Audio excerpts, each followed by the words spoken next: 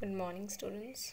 Today I am going to start a new chapter with you, chapter 5 of partnership, that is, admission of partner in a partnership.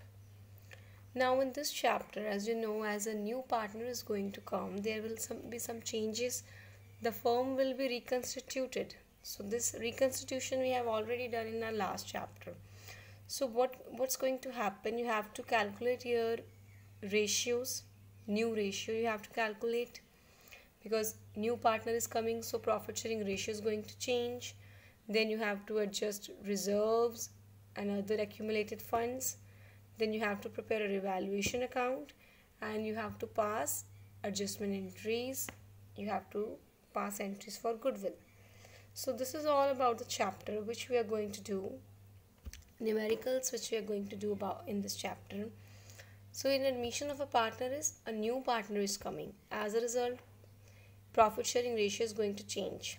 He is going to bring his amount of capital, his amount of goodwill. So you must know all these treatments. Though all these treatments are already explained to you, but now we are going to do them in detail, one by one. So the very first thing when a new partner comes is change in profit sharing ratio. Their profit sharing ratio is going to change. Now there are three situations out of which I am going to explain you first two today. New partner may acquire his or her share from old partner. जब एक नया partner आएगा वो अपना share पुराने partners में से लेगा.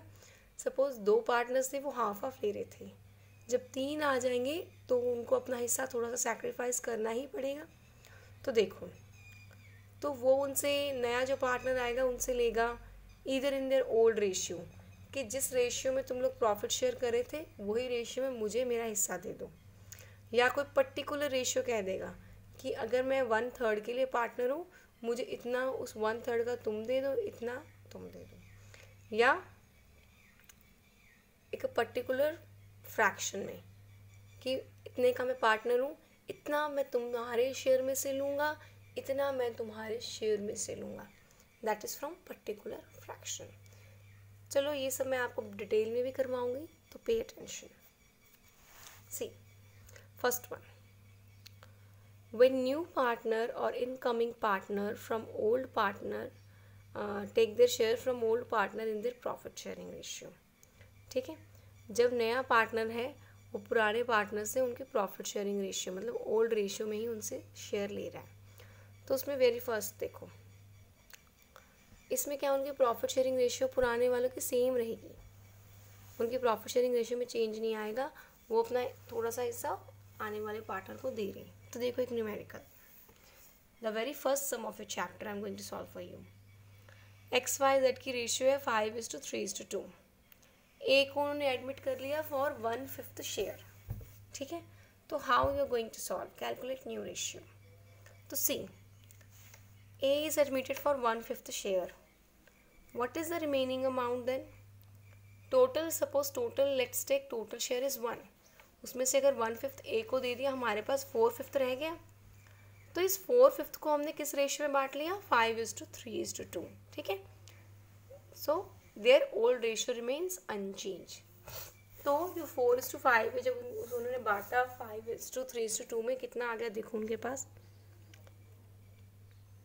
एक्स का शेयर कितना हो गया, 5/10. 5:3:2 मीन्स 5/10 मल्टीप्लाई 4/5, 20/50. देन वाई का शेयर हो गया 3/10 मल्टीप्लाई 4/5, 12/50. देन जेड का शेयर हो गया 2/10 मल्टीप्लाई 4/5, 8/50. तो आपकी नई रेशियो कितनी है बेटा, देखो 20, 12, 8.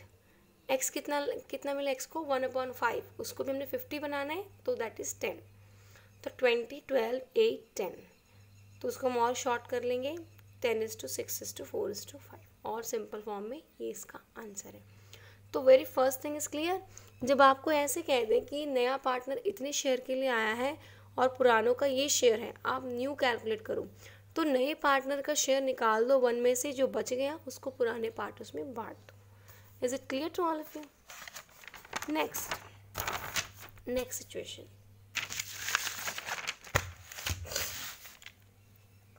when new share of partner is given and new profit sharing ratio is given, जब नया शेयर भी आपका उसका बता दिया और नई प्रॉफिट शेयरिंग रेशियो भी बता दी है। तो देखो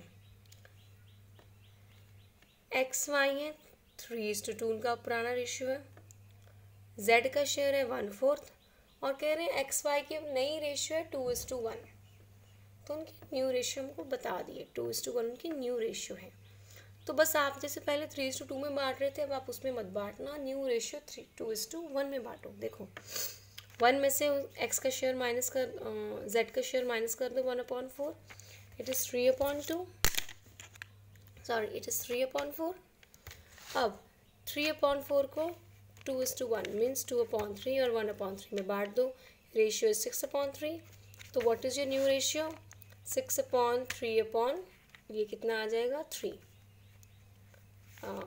1/4 कितना आ जाएगा 3/12। तो ये आपको कितनी होगी नई ratio 6:3:3 means 2:1:1 in the simple form. मतलब अगर उन्होंने न्यू रेशियो बता दी, ठीक है, कि नई रेशियो इतनी होगी, तो जो आप बांटोगे वो आपने न्यू रेशियो में बांट देना है। That is your second case. Now your third case, when new part, ये एक बार सम फिर से देख लीजिएगा आप ध्यान से। एक्स वाई का इतना है, जेड का शेयर इतना है, नई रेशियो इतनी है, तो रिमेनिंग शेयर आपने निकाल के जो रिमेनिंग शेयर है उसको नई रेशियो में बांट देना है। रेशियो आ गई आपकी 6:3:3। ये आपको पता ही है 1/4 है उसका शेयर, उसको आपने नीचे 12 सबके साथ कॉमन लेके जाना है, तो 3 से मल्टीप्लाई करके 12 आ गया। ये मैंने आपको लास्ट चैप्टर में समझाया है। नेक्स्ट देखो, when new partner acquire share, when new partner acquires share from old partner equally, जब नया पार्टनर जो आया है वो कहे कि तुम लोग दोनों मुझे इक्वली मेरा हिस्सा दो, तो तुम लोगों ने क्या करना है? पहले देखो ये सम मैंने आपके लिए 5th सम बुक का सॉल्व किया है, देखो चेक करो। ओल्ड रेशियो है भारती आस्था की 3:2। दिनकर नया पार्टनर 1/5 शेयर के लिए आया है जो उसने इक्वली लिया है फ्रॉम भारती एंड आस्था। तो 1/5 का आधा इक्वल, मतलब मैं 1/5 के लिए आया हूँ, मुझे इक्वली दोनों देंगी, तो 1/5 का हाफ ऑफ निकालना पड़ेगा तुमको। तो 1/5 का हाफ है 1/10। तो भारती ने सरेंडर किया 1/10, आस्था ने सरेंडर किया 1/10, इक्वल शेयर। तो अब उनका पीछे शेयर कितने रह गए, वैल्यू कितनी रह गई? New share is equal to old share minus share surrendered. भारतीय न्यू शेयर इज 3/5, उसका ओल्ड है, उसे सरेंडर किया 1/10, तो ये आपको बन गया 5/10। आस्था का शेयर 2/5 माइनस उसने किया सरेंडर 1/10, तो ये बन गया 4 - 1/10 इज 3/10।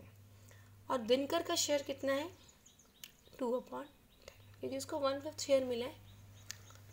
तो नई रेशियो कितनी आ गई बेटा 5:3:2। या आप दिनकर का शेयर 1/10 करके प्लस कर लो 2/10, वो भी ठीक रहेगा, दोनों ही ठीक है, ठीक है। तो जब वो इक्वली अपना हिस्सा ले रहे हैं दोनों पार्टनर से। नेक्स्ट सिचुएशन, वो तो फर्स्ट सिचुएशन में केस थे जब वो पर्टिकुलर रेशियो बता रहे हैं, मेरी ओल्ड रेशियो में ही मुझे दे दो तुम सब कुछ। नेक्स्ट सिचुएशन में क्या है, अब वो ओल्ड रेशियो में नहीं कहेगा, वो कहेगा इस रेशियो में मुझको दो। When new partner acquires share of goodwill in particular ratio, तो देखो वो कहेगा मुझे कि इस रेशियो में मुझे ये सब दो। तो x:y is equal to 3:2। Z acquires 1/4 share from x:y in ratio 2:1, ठीक है। Z ने 1/4 शेयर xy से 2:1 रेशियो में लिया है, तो Z को कितना मिला x से, मतलब अब उसने बता दिया, जैसे पहले बताया था इक्वली दो, अब उसने कह दिया कि मुझे इस रेशियो में दो, सेम ही है थोड़ा सा। तो देखो उसका 1/4 उसने 2/12 लिया x से, y से लिया 1/12। तो अब Z के पास तो 2/12 और 1/12 प्लस करके 3/12 आ गया। तो x के पास कितना रह गया, ऑफकोर्स 3/5 माइनस 2/12, जितना उसने दे दिया उसको माइनस करके 26/60। y के पास रह गया 19/60 और z को आपने 60 बनाना था तो ऊपर 15 आ गया। तो अब आपकी न्यू रेशियो है 26:19:15, ठीक है। मतलब जब वो पर्टिकुलरली कह रहा है कि मुझे जितना तुम्हें देना है तुम दोनों इस रेशियो में दो, तो तुम्हें उसमें सैक्रिफाइस कैलकुलेट करना पड़ेगा। ये देखो, is it clear to all of you? Now your homework, sum number 7, 10, 11, 12 and 13. These 5 sums you have to solve, and if you have any query you can ask me. Thank you.